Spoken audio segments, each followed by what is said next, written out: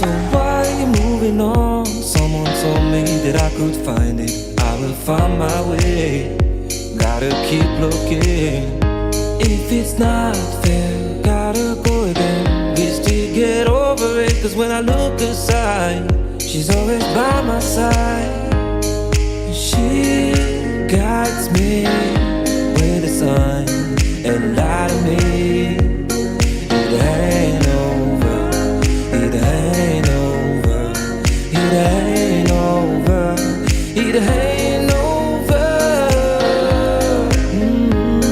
I'm not done, I just want me to find it. Cause I'm not done, I just want me to find it. I'm not done, I just want me to find it. Cause I'm not done, I just want me to find it. I'm not done, I just want me to find it. Cause I'm not done, I just want me to find it. I'm not done, I just want me to find it. Cause I'm not done, I just want me to find it.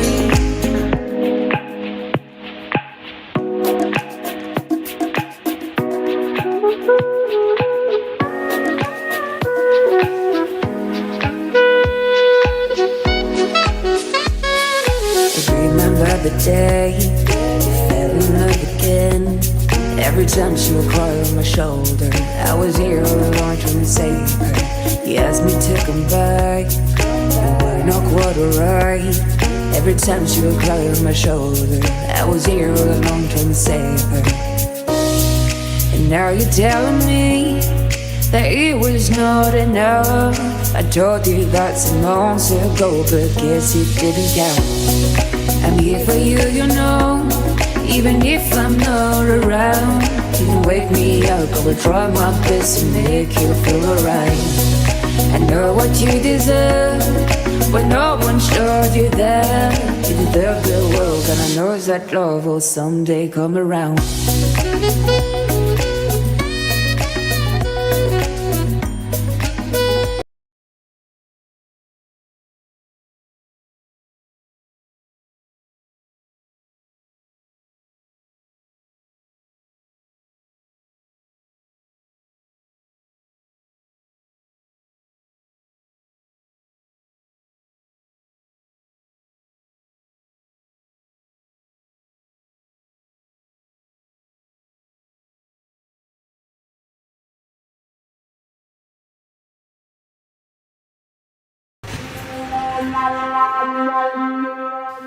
Assalamualaikum, salam sejahtera kepada ibu bapa dan semua pelajar. Alhamdulillah, UMK mengadakan program Route to UMK. Program ini diadakan adalah promosi untuk pelajar yang akan berjaya di dalam peperiksaan SPN, SPM dan juga pelajar diploma untuk datang belajar ke UMK. UMK adalah universiti yang ke-19 di mana kebidaraan ataupun niche pendidikan kita adalah bidang pendidikan keusahanan. Kita menawarkan 29 program prasiswazah ditawarkan oleh 9 fakulti di UMK, dan program ini adalah program-program yang relevan, yang semasa dan mempunyai credibility employability yang tinggi. Jadi di UMK ini kita menggarap potensi pelajar untuk menjadi warga yang berjaya di masa akan datang. Dan program Route to UMK ini kita jalankan selama 2 bulan, pada bulan Februari dan pada bulan Mac. Dan ia melibatkan kesemua fakulti di UMK lah. Jadi ibu bapa dan pelajar-pelajar diharap supaya dapat mengerti program ini secara maya. Dan akhir kata, marilah kita mendengar penerangan dari fakulti berkenaan program pengajian mereka, dan kami warga UMK mengalu-alukan anda semua bagi menjadi sebahagian dari keluarga kami. Bismillahirrahmanirrahim. Salam sejahtera. Assalamualaikum warahmatullahi wabarakatuh. Terima kasih kepada semua viewers yang bersama kami di program Road to UMK yang didatangkan khusus untuk penonton, terutamanya pelajar-pelajar yang akan mendapat maklumat terkini tentang program-program yang ditawarkan di UMK. Okey, program Road to UMK ini akan berlangsung selama 2 bulan. Telah bermula dari Februari sehingga Mac, dan kita akan berkongsi dengan para penonton tentang program-program yang ditawarkan di 9 fakulti di UMK, terdiri daripada 29 program sarjana muda, 1 program asasi dan 1 program persediaan praijazah. Jadi kita berharap program Road to UMK ini akan memberi maklumat terkini kepada pelajar-pelajar yang sedang mengisi permohonan di UMK di UPU online dan menjadikan UMK ini sebagai pilihan utama anda. Okey, akhir kata, marilah kita mendengar penerangan daripada fakulti berkenaan tentang program yang ditawarkan, dan kami warga UMK mengalu-alukan anda semua bagi menjadi sebahagian daripada keluarga kami. #We are UMK Family. #Road to UMK. Sekian, terima kasih.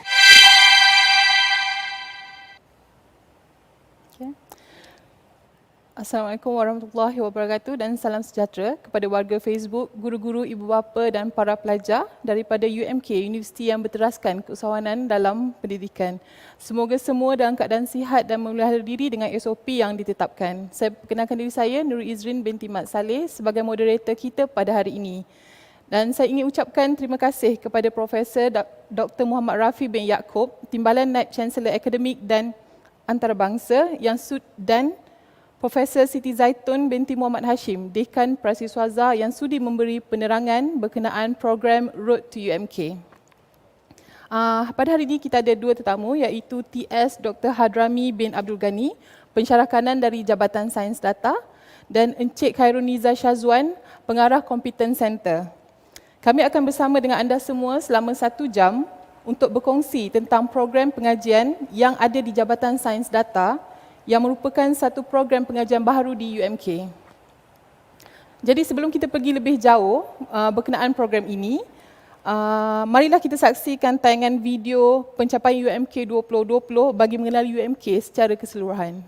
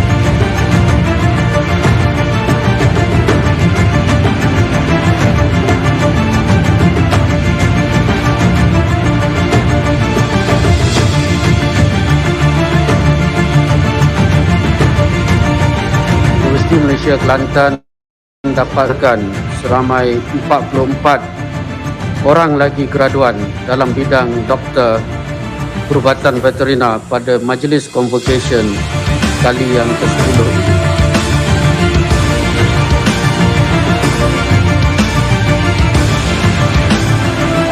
UMK is widely recognized in other countries, and our graduates are accepted to work in many fields internationally.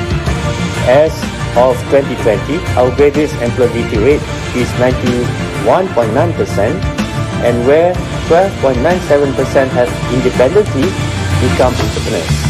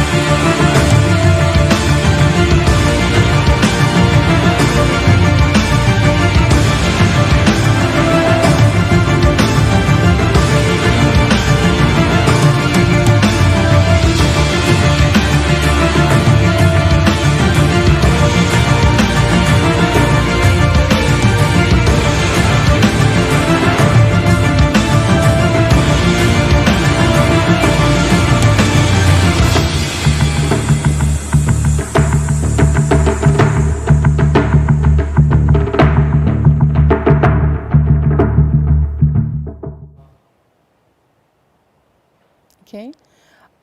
Sebagai makluman kepada penonton, kita akan adakan kuis berkenaan program ini dan hadiah istimewa akan disediakan selepas penerangan berkenaan program. Dan kita juga ada sediakan kaji selidik berkenaan program ini juga. Saya nak terangkan cara menjawab kuis. Penonton boleh meletakkan jawapan di ruangan komen, masukkan nombor soalan dan kemudian jangan lupa letakkan hashtag We Are UMK Family dan hashtag Road to UMK. Okay? Dan saya rasa saya akan mulakan dengan soalan kita yang pertama, kepada Dr. Hadrami. Apakah kepentingan AI dan data science serta big data bagi generasi sekarang dan akan datang? Terima kasih Dr. Izrin atas soalan yang diberikan. Soalan ini sangat penting khususnya melibatkan program kita pada hari ini kerana kita ingin perkenalkan satu program baru yang ditawarkan di UMK dalam program Sarjana Muda Teknologi Maklumat dan di mana kita akan menekankan dua aliran yang sangat penting iaitulah yang berkaitan dengan kepintaran buatan ataupun yang selalu kita sebutkan sebagai artificial intelligence dan yang keduanya ialah data science ataupun science data. Jadi sejauh mana kepentingan artificial intelligence dan data science ini, kita telah melihat sebenarnya banyak laporan yang telah diberikan, antaranya laporan diberikan oleh Talent Corp dan juga World Economic Forum yang mengatakan bahawa antara pekerjaan-pekerjaan yang sangat mendapat permintaan yang tinggi pada masa sekarang dan juga akan datang ialah pekerjaan yang berkaitan dengan artificial intelligence dan juga pekerjaan yang berkaitan dengan science data ataupun data science. Jadi dalam laporan yang diberikan pada tahun 2020 oleh World Economic Forum menyatakan bahawa ada 3 pekerjaan yang mendapat permintaan yang tertinggi. Yang pertama sebagaimana yang dapat kita lihat di skrin pada hari ini iaitu data analyst dan scientist. Maksudnya pekerjaan sebagai penganalisis data dan juga scientist data. Dan hari ini kita juga ada menjemput seorang scientist data yang akan berkongsi kepada kita tentang pengalaman pekerjaannya dalam science data. Dan seterusnya pekerjaan yang mendapat permintaan yang tertinggi ialah pekerjaan yang berkaitan dengan AI and machine learning expertise. Maksudnya pekerjaan sebagai seorang pakar dalam bidang kepintaran buatan dan juga pembelajaran mesin. Dan seterusnya bagaimana yang dapat kita lihat ini ialah pekerjaan sebagai seorang pakar dalam data raya ataupun kita sebut sebagai big data specialist. Malah ada laporan yang diberikan yang mengatakan bahawa menjelang tahun 2020 dianggarkan permintaan pekerjaan yang berkaitan dengan saintis data ini akan meningkat sebanyak 15 kali ganda. 15 kali ganda. Malah pekerjaan yang akan ditawarkan yang berkaitan dengan artificial intelligence dan juga science data dan juga big data menjelang tahun 2022 dianggarkan sebanyak 133 juta. Dan ini satu angka yang sangat besar yang sewajar memberikan kepada kita jaminan bahawa kursus ataupun program yang sedang kita tawarkan ini satu program yang sangat-sangat penting. Dan juga satu laporan yang diberikan mengatakan ada 7% daripada seluruh pendapatan negara kita, negara Malaysia ini datangnya daripada produk digital. Dan jumlah pendapatan ini akan terus meningkat berkali-kali ganda pada masa-masa yang akan datang. Dan dijangkakan akan meningkat sekurang-kurangnya 4 kali ganda pada masa yang akan datang. Jadi saya serah kembali kepada Dr. Izri. Terima kasih. Terima kasih Dr. Hadrami atas penerangan yang menarik. Beralih kepada Encik Syazwan pula. Boleh Encik terangkan kepada penonton dan pendengar mengenai pilihan atau aliran pengajian yang ditawarkan di Jabatan Sains Data dalam program ini?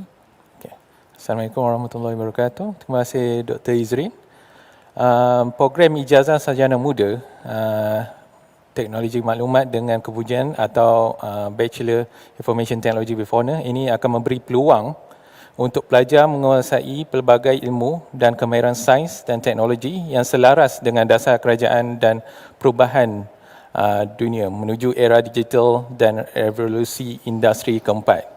So, program ini memerlukan masa selama 8 semester iaitu 4 tahun dan mempunyai 2 aliran track yang menarik iaitu kepintaran buatan which is in English is Artificial Intelligence AI, Science Data in English is Data Science, So, pelajar ini boleh memilih salah satu aliran tersebut selepas tamat semester keempat. So, ekonomi negara dan dunia pada masa kini dan hadapan akan berteraskan artificial intelligence, big data analytic, robotic, internet of things and automation.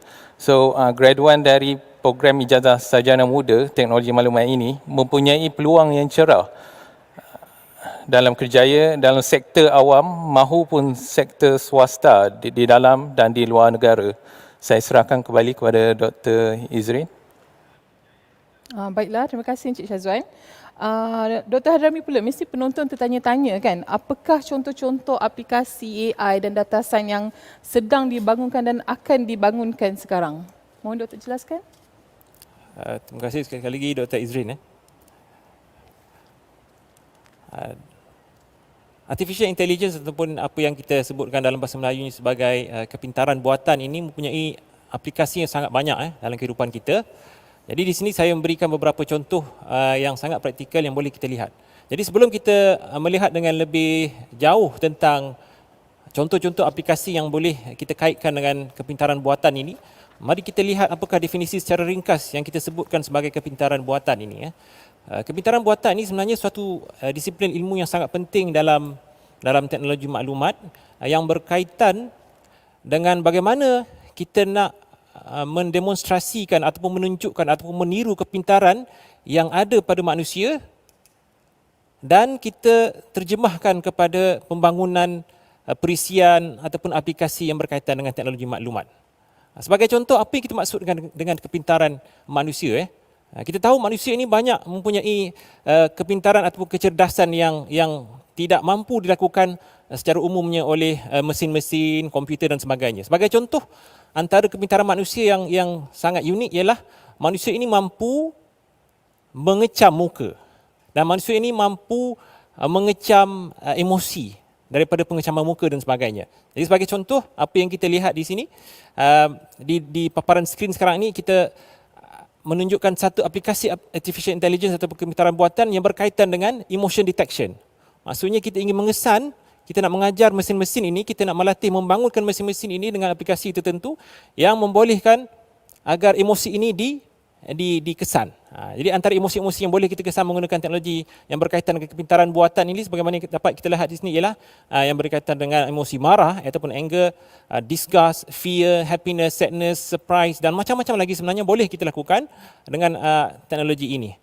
Dan seterusnya antara bidang yang boleh kita kaitkan dengan aplikasi artificial intelligence ini ialah bidang yang berkaitan dengan smart transportation, bidang yang berkaitan dengan child monitoring. Sebagai contoh apa yang dapat kita lihat ini sangat-sangat penting. Perkara-perkara yang kita lihat sebenarnya sangat mudah dilakukan oleh manusia, tapi sebenarnya jika tidak kita mempunyai maklumat ataupun kemahiran yang cukup yang berkaitan dengan kepintaran buatan ini, maka sebenarnya sukar untuk kita melatih ataupun membangunkan perisian-perisian yang berkaitan yang menggunakan teknologi artificial intelligence.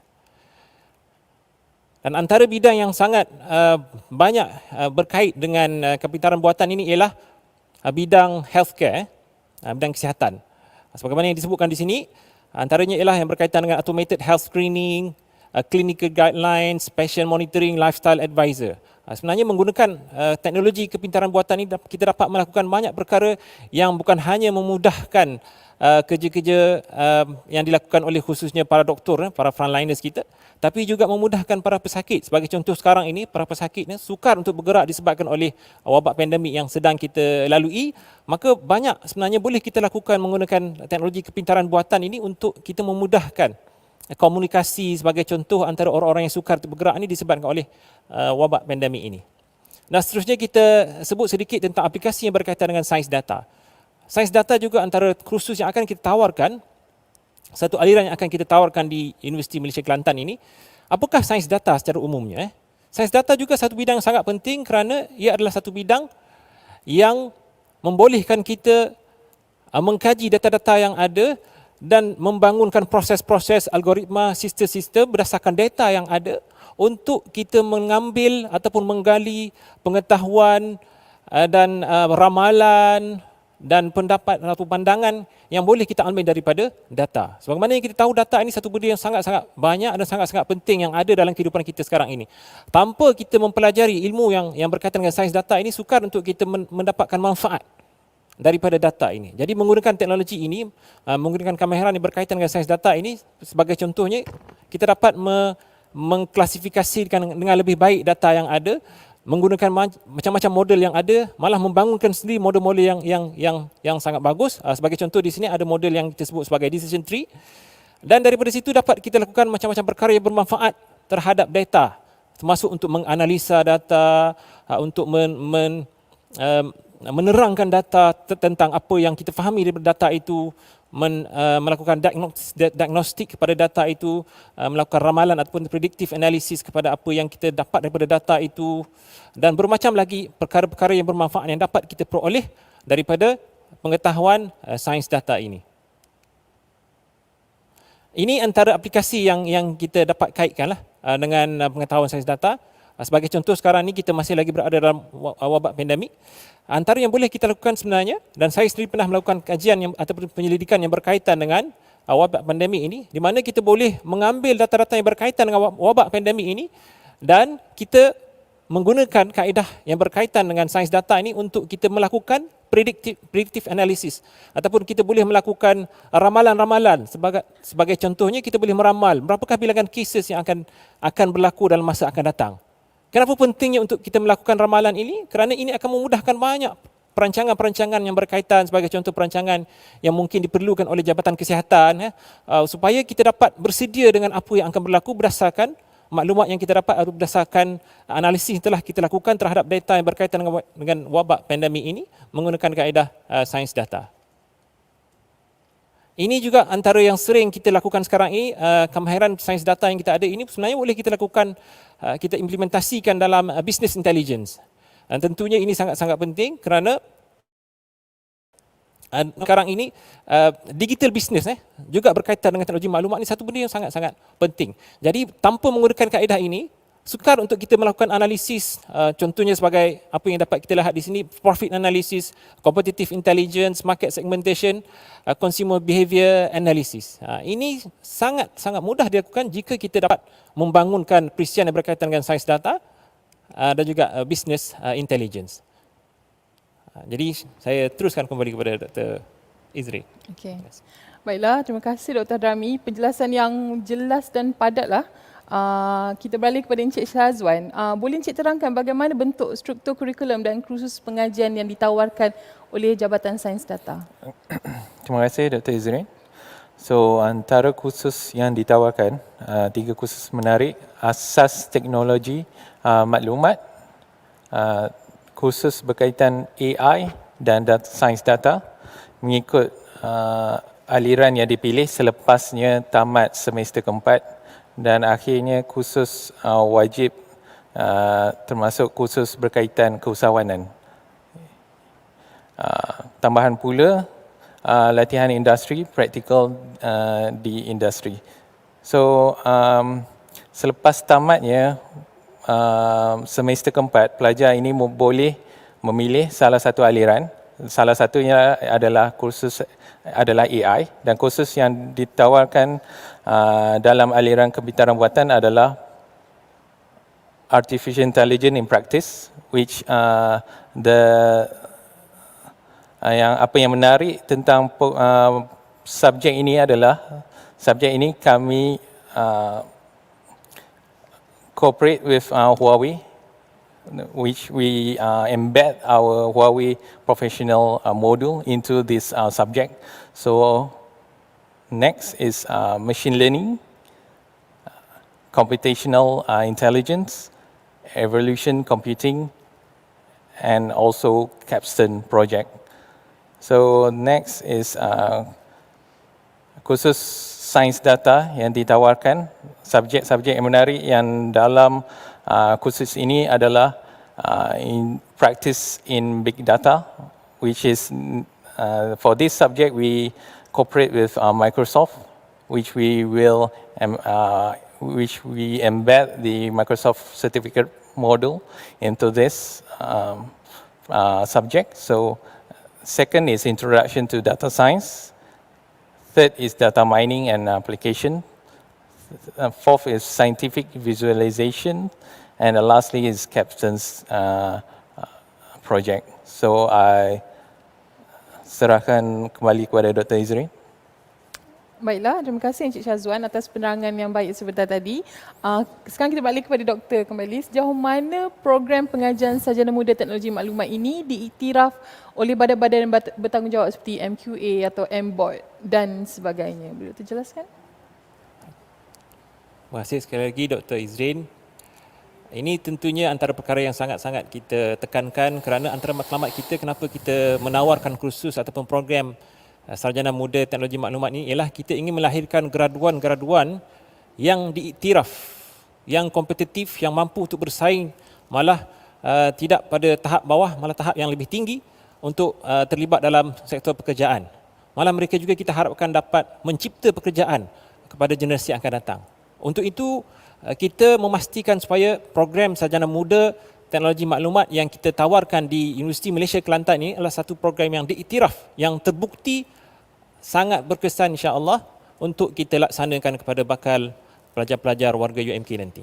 Yang pertamanya apa yang kita lakukan ialah kita telah berusaha untuk mendapatkan pengiktirafan daripada badan-badan pengiktiraf yang ada di Malaysia. Yang pertamanya kita dapatkan pengiktirafan daripada MQA. MQA ini mungkin bagi para pelajar di luar sana tidaklah begitu biasa kalau kalian belum lagi masuk di universiti.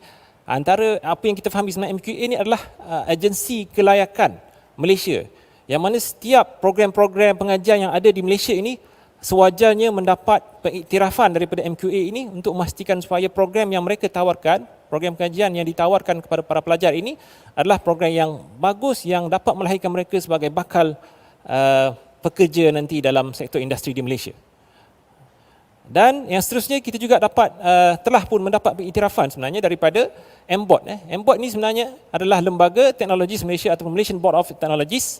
Ini juga salah satu agensi kelayakan di Malaysia yang sangat penting dan alhamdulillah kita telah diiktiraf kursus yang kita tawarkan ini daripada program Sarjana Muda Teknologi Maklumat ini telah pun mendapat iktirafan daripada MBOT juga daripada MQA. Jadi dengan itu saya memberi keyakinan bahawa program yang sedang dan akan kita tawarkan ini khususnya bagi pengambilan September nanti telah pun mendapat iktirafan ini. Jadi saya menyerulah kepada semua insya-Allah kalau ada para ibu bapa di luar sana anda tidak perlu gusar, malah sangat-sangat yakin sepatutnya untuk menghantar anak-anak anda untuk belajar di program Sarjana Muda UMK nanti insya-Allah. Okey, saya serahkan kembali. Baiklah. Terima kasih Dr. Hadrami. Seterusnya untuk Encik Syazwan, bagaimana kurikulum yang digubal oleh pihak Jabatan Sains Data ini dibuat untuk memastikan bahawa ianya relevan dengan perkembangan semasa dan keperluan di dalam industri yang berkembang pesat sekarang ni? Terima kasih Dr. Izrin. Apa yang sudah kita maklum, terdapat dua aliran track dalam program iaitu Kemitaran Buatan, Artificial Intelligence, Sains dan Sains Data yang merupakan aliran terkini dalam bidang teknologi maklumat dan IR 4.0. So, dalam program ini, pelajar akan didedahkan dengan pendekatan hands-on atau kemahiran praktikal secara meluas bagi meningkatkan kebolehan menyelesaikan masalah menggunakan perisian, mengatur caraan, aplikasi dan teknik terkini dalam IT. So, bahkan jalinan kerjasama industri Alibaba, Huawei dan Microsoft dengan UMK adalah kunci utama untuk memupuk bakat IT dan membantu pelajar bersedia di alam pekerjaan. So pelajar ini akan menggunakan modul profesional dari Alibaba, Huawei dan Microsoft, which we have cooperation since 2019. So dalam beberapa subjek, so kita embed this module dalam beberapa subjek serta pelajar berpeluang memiliki peperiksaan bagi sijil profesional dan dari syarikat tersebut. So before they graduate, they can actually have this professional certificate Alibaba, Huawei dan Microsoft. So tambah pula memperkenalkan satu subjek digital entrepreneurship dalam program untuk membantu dan dalam pertumbuhan keusahawanan digital di Malaysia. This one is we take from Alibaba punya module. So this is also good for our program. So program ini mengandungi capstone project, which apa yang kita sudah maklum, capstone project ini adalah is a project in a group project that will actually develop a prototype or a product that will actually help the student to start up a company with the product itself. So that is one of the key features that ada dalam program ini. So terus sekian, saya serahkan kembali kepada Dr. Izrin. Baiklah, terima kasih Encik Syazwan. Kemudian Dr. Hadrami, boleh Dr. berikan kepada kami keyakinan khususnya buat bakal-bakal pelajar dan para ibu bapa dan pendidik mengenai prospek kerjaya sekiranya mereka memilih untuk melanjutkan pelajaran di dalam program ini? Terima kasih Dr. Izrin. Ini mungkin antara soalan yang sangat dinanti-nantikan lah, khususnya bagi para ibu bapa, para pendidik di luar sana dan juga para pelajar yang bakal insya-Allah melanjutkan pengajian mereka di Universiti Malaysia Kelantan nanti kan. Jadi sejauh mana mereka merasakan bahawa apabila mereka mengambil pengajian program Sarjana Muda Teknologi Maklumat di UMK nanti, mereka akan mendapat prospek kerjaya yang sangat baik.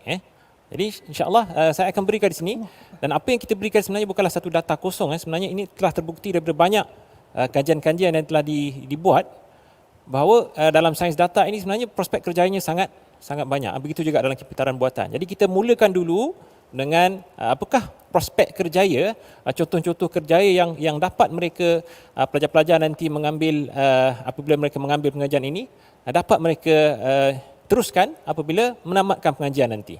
Okay, dalam bidang sains data, sebagaimana yang kita dapat lihat di sini, antara pekerjaan yang boleh mereka libatkan diri mereka nanti ialah antaranya sebenarnya adalah usahawan digital.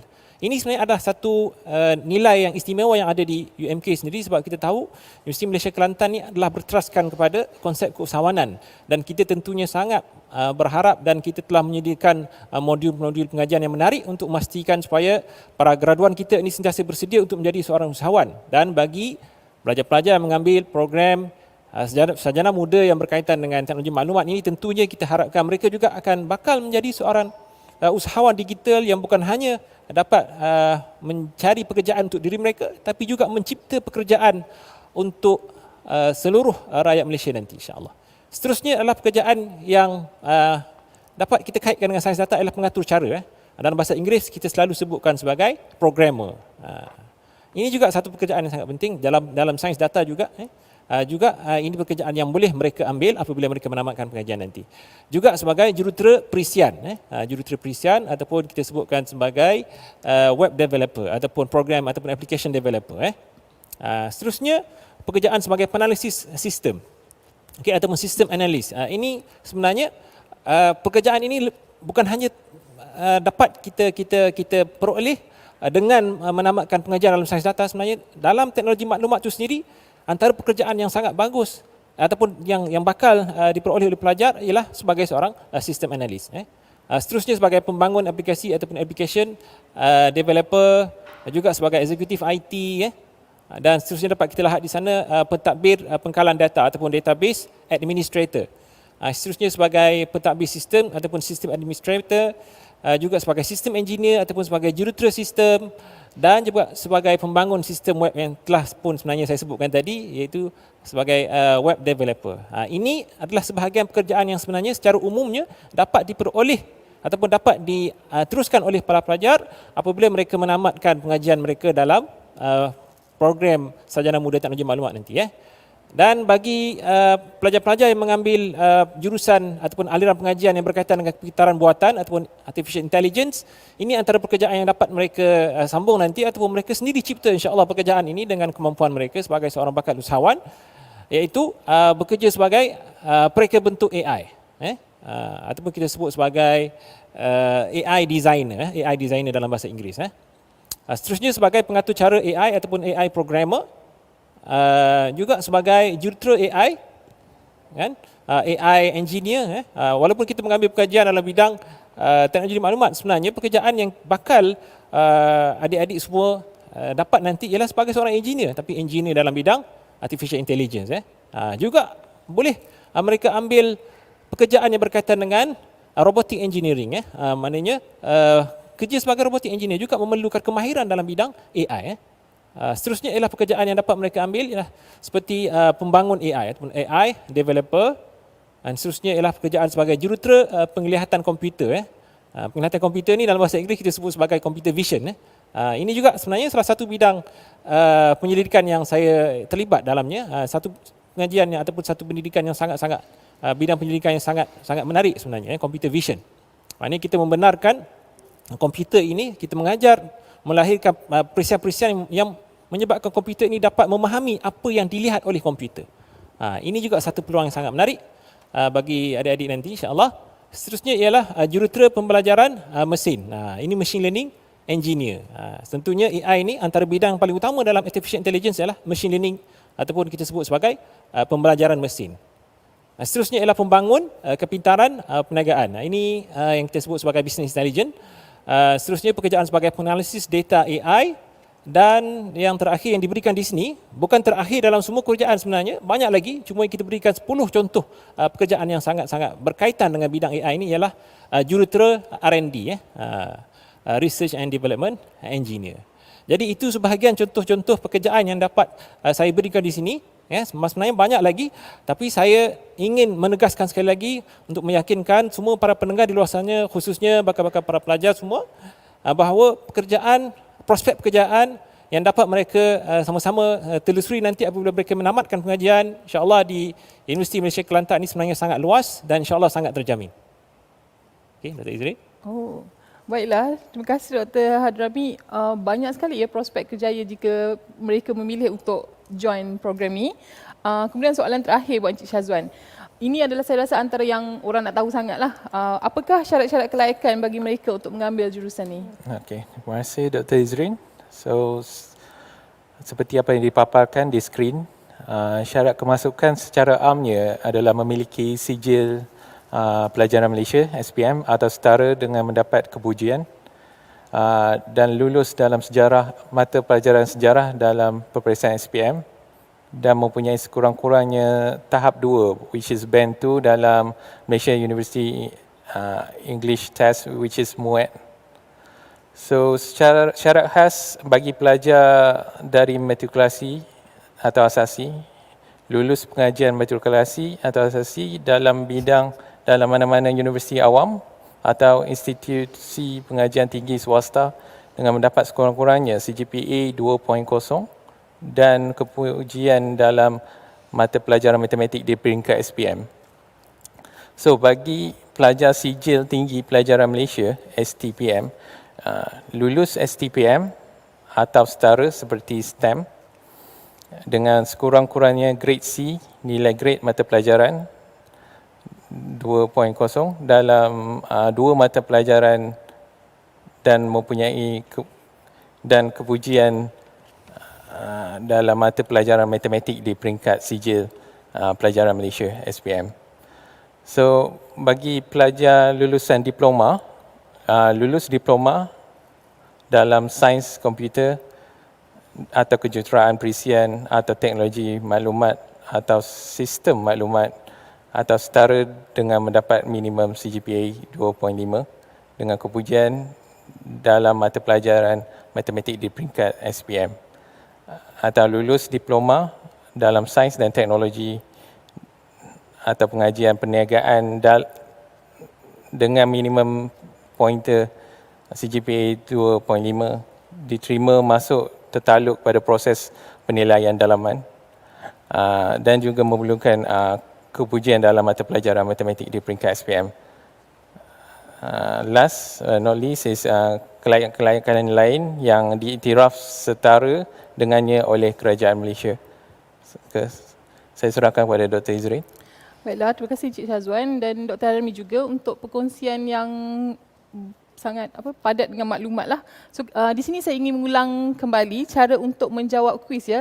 Letak jawapan di ruang komen, sertakan nombor soalan dan jangan lupa letakkan hashtag WeAreUMKFamily dan hashtag Road to UMK. Jadi saya akan bacakan, ni adalah soalan pertama kita ya.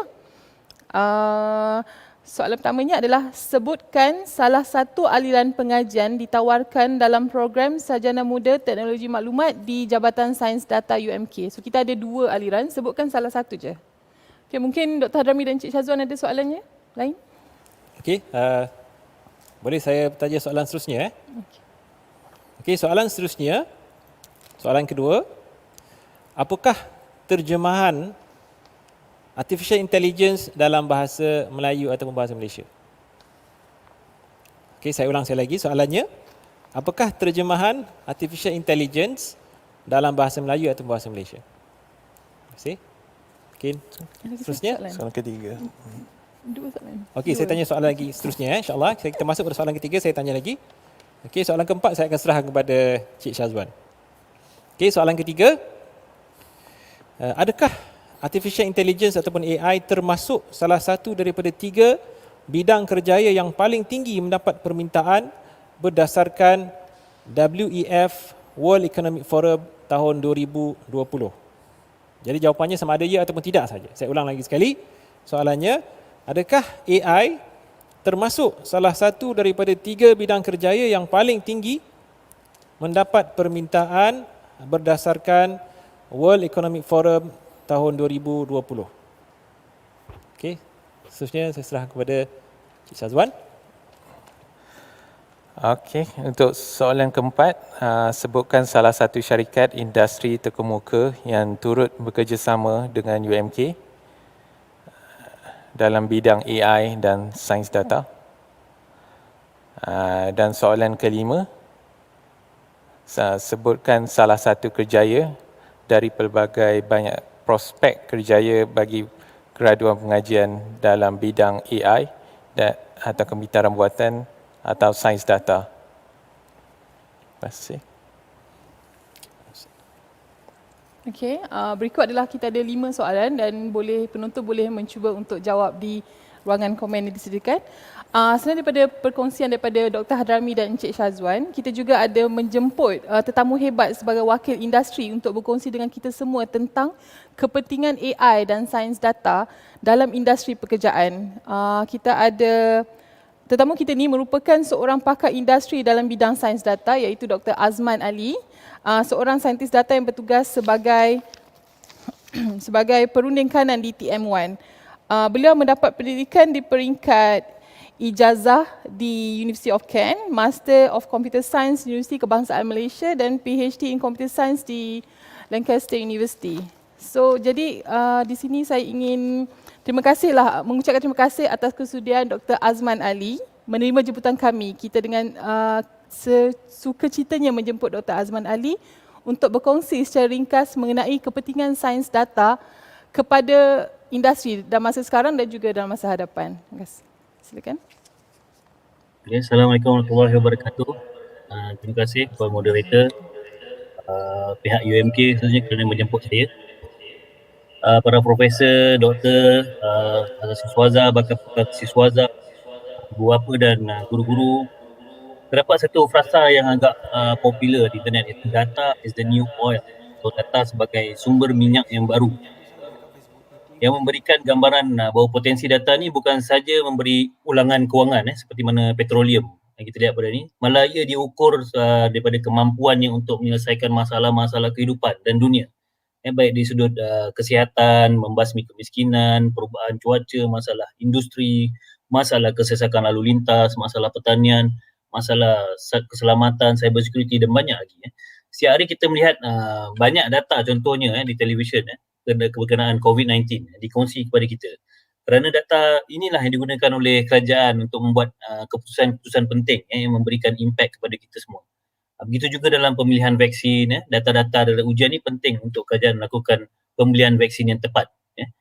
Dengan projek seperti Bancian, banyak data-data penduduk ni diperlukan untuk merangka rancangan pembangunan yang lebih tepat dan lengkap. Contoh dengan mengetahui demografi dan kepadatan penduduk, pembinaan fasiliti awam ni seperti hospital, sekolah, pengangkutan awam dan sebagainya akan dapat dibina di lokasi-lokasi yang sesuai dan tepat. Dan tenaga-tenaga seperti doktor, guru, polis dan sumber-sumber aset kerajaan ni boleh diagihkan dengan begitu efektif. Begitu juga dengan menetapkan kadar kemiskinan dan belanjawan. Jadi data dari pendapatan dan perumahan, semua data ini amat penting bagi perancangan awam. Pada masa hadapan contohnya kita akan diperkenalkan dengan apa yang dinamakan kerajaan menggunakan digital ID, macam IC. Tapi digital ID di mana setiap daripada kita akan mempunyai single ID, berbanding sekarang ni kita ada macam-macam kad, kita ada IC, kita ada driving license dan sebagainya. Tapi digital ID ni akan membolehkan kerajaan mengumpul lebih banyak data from womb to womb to tomb, daripada sebelum dilahirkan hinggalah kita mati. Jadi bayangkan dengan digital ID ni, sebelum lahir lagi kita diassignkan dengan digital ID. Jadi setiap kali musim persekolahan, musim vaksin dan seterusnya masuk universiti, kita tak perlu lagi mendaftar contohnya, sebab benda ni semua dah digitalkan. Seharusnya kerajaan boleh lebih proaktif menghantarkan contohnya, dan digital ID tu tak perlu di print dan sebagainya. Dan bila kita masuk ke hospital, sejarah rawatan kita, kita mengidap asma dan sebagainya, direkodkan sebagai satu kronologi dan sejarah dalam satu sistem yang dinamakan live event. Dengan cara ni kerajaan akan dapat memberikan khidmat yang lebih proaktif dan lebih bersasar. Satu contoh lagi, kalau tak perlu daftarkan sekolah sebab semua ni akan diupdate dalam digital ID. Itu juga bila kerajaan hendak memberikan bantuan seperti bantuan moratorium ataupun bantuan subsidi minyak contohnya. Kita mungkin dari setiap pada kita masa akan datang akan mengisi minyak pada harga yang berbeza. Sebab kita akan ada yang mendapat subsidi berlebihan mengikut kelas-kelas tertentu. Jadi kerajaan tidak membazir memberikan subsidi kepada mereka yang kurang layak bisa. Jadi dari pengalaman kami dalam sektor perkhidmatan, kami lihat bagaimana data ni mampu meningkatkan pendapatan syarikat hingga beratus juta, mengurangkan operasi sehingga kos operasi sehingga 50%, optimumkan penggunaan aset kami dan tenaga kerja serta mengurangkan masa membaik pulih bekalan sehingga 70% lebih cepat daripada kebiasaan ini. Kalau kita lihat yang menariknya, kita lihat Google dan Facebook yang merupakan dua kuasa ekonomi besar berasaskan data pengguna internet. Dengan pendapatan Google ini sekitar 182 bilion pada 2020 dan FB dan sekitar 16 bilion 2020. Yang ini lebih besar daripada kebanyakan GDP negara di dunia. Dan ini semua adalah hasil dari penembungan data daripada aplikasi sosial mereka, seperti di social media, di Facebook, email dan sebagainya, yang memberikan kelebihan mereka untuk menghasilkan perkhidmatan dan aplikasi yang pelbagai bentuk. Contohnya khasnya untuk perniagaan dan periklanan. Kita juga melihat bagaimana data ini juga digunakan dalam pilihan raya di Amerika Syarikat yang telah menyaksikan bagaimana setiap daripada rakyat Amerika itu boleh diprofil dan diklasifikasikan. Bukan saja pada kecenderungan pemilihan mereka, tetapi pada kecenderungan sosial, politik, sokongan politik, kecenderungan agama, psikologi dan sebagainya. Jadi semua aktiviti ekonomi dan bukan ekonomi ini sebenarnya didokong oleh infrastruktur dan tenaga kerja pakar yang terlibat dalam pengurusan ekosistem data. Jadi ternyata data ni bukan saja as a new one, bukan saja merujuk kepada ekonomi, malah sebenarnya merujuk kepada knowledge as power, knowledge sebagai satu lambang kekuasaan. Jadi sains data ni pula adalah satu yang sedang berkembang dalam konteks industri. Bagi pendapat saya, dia diinspirasikan oleh disiplin ilmu yang dah wujud sebelum ni. Cuma bezanya ialah sekarang ni, dulu dia dikenali di kalangan penyelidik dan akademia.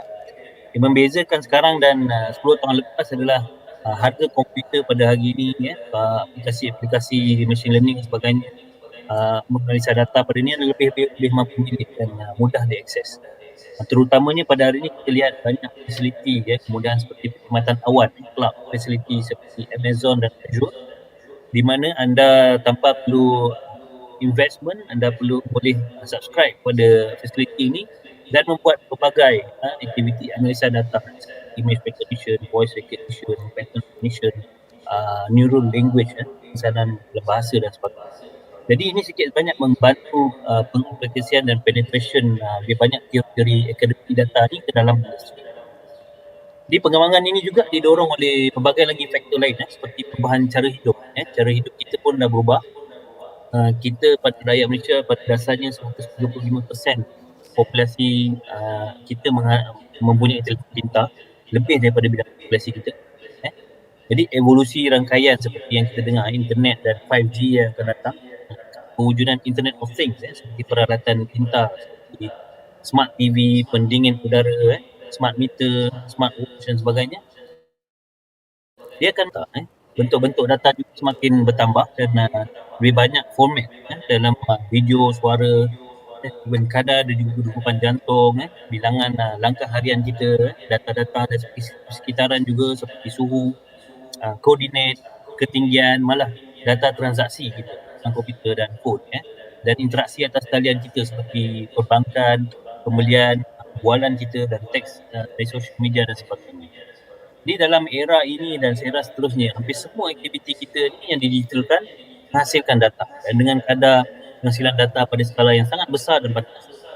Jadi semua ini memerlukan kemudahan infrastruktur serta tenaga kerja yang berpengetahuan dalam pengurusan data, ekosistem data, data science khususnya.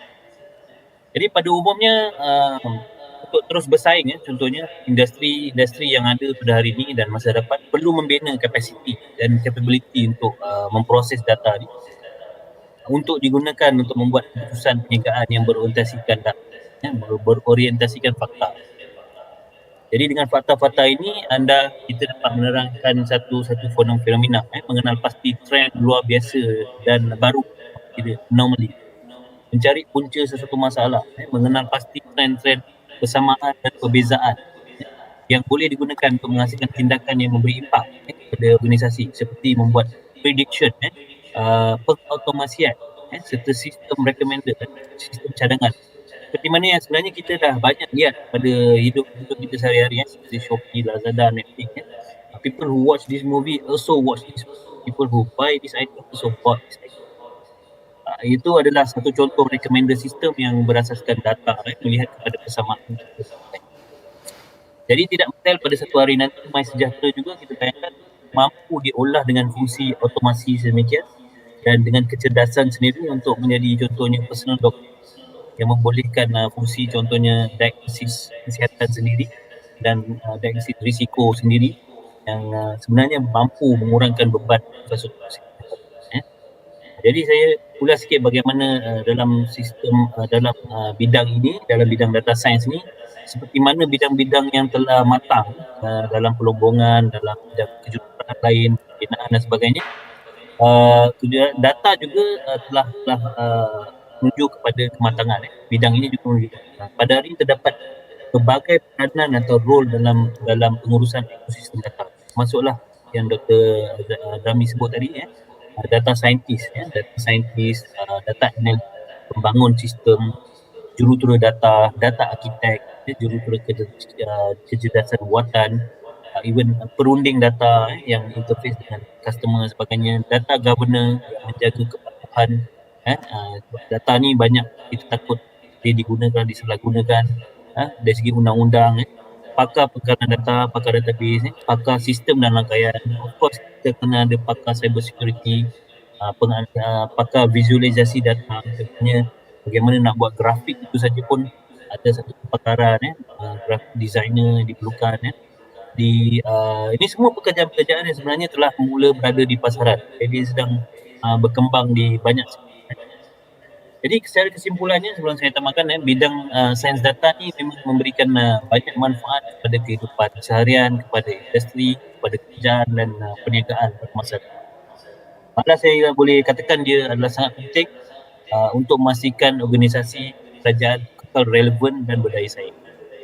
Pada dunia masa kini dan masa depan, kita akan berdepan dengan teknologi-teknologi yang disruptif, memerlukan perubahan cara hidup kita, kerja kita dan model perniagaan kita. Cara kerja kita perlu lebih pantas dan lebih bertetap. Seperti mana yang kita lihat kesannya daripada perwujudan platform seperti Grab, Airbnb dan e-commerce platform yang memberikan tekanan kepada pemain-pemain industri seperti restoran, pemandu teksi, peniaga-peniaga telah mula merasakan tekanan daripada digitalisation. Oleh yang demikian, negara dan organisasi mesti menyiapkan tenaga kerja masa hadapan yang mampu belajar dengan pantas. Tak cukup anda boleh belajar saja, anda kena belajar dengan pantas. organisasi itu kena belajar dan belajar dengan pantas. Dia harus peka kepada perubahan persekitaran, perubahan trend pengguna, penggunaan phone dan sebagainya. Orang dah mula mungkin menggunakan Google Glasses dan sebagainya. Kena peka terhadap perubahan persekitaran dan juga dinamik dalam tindakan. Jadi bidang sains ni adalah salah satu bidang yang sangat strategik bagi tujuan yang di atas. Ia merentas juga pelbagai sektor, dari segi government, dari segi financial, semua ini adalah aplikasi sektor yang boleh kita aplikasikan bidang sains. Dan saya kira adalah sangat relevan dan penting untuk saya. Di akhir kata, seperti mana kata-kata yang agak popular juga, tanpa data anda hanyalah seorang dengan pendapat pribadi. Tak ada siapa yang hiraukan. Jadi sekian daripada saya. Terima kasih kerana menonton. Semoga anda semua berjaya dan terus dengan bidang sains data ini. Jaga diri dan kesihatan. Assalamualaikum warahmatullahi wabarakatuh. Waalaikumsalam. Terima kasih kepada Dr. Azman Ali atas perkongsian yang menarik dari perspektif industri lah. Jadi kita boleh tengok banyak peluang sekarang ni berkenaan dengan data science dan juga artificial intelligence. Jadi kat sini suka cerita saya nak maklumkan berkenaan tarikh seterusnya bagi program Road to UMK bagi pusat UMK CEE adalah pada 9 Mac 2021 jam 12.30 hari. Akhir kata saya nak ucapkan terima kasih kepada semua penonton, ibu-ibu, guru, prospek student dan juga kepada Encik Syazwan, Dr. Hadrami dan semua. Saya akhiri dengan Assalamualaikum dan terima kasih.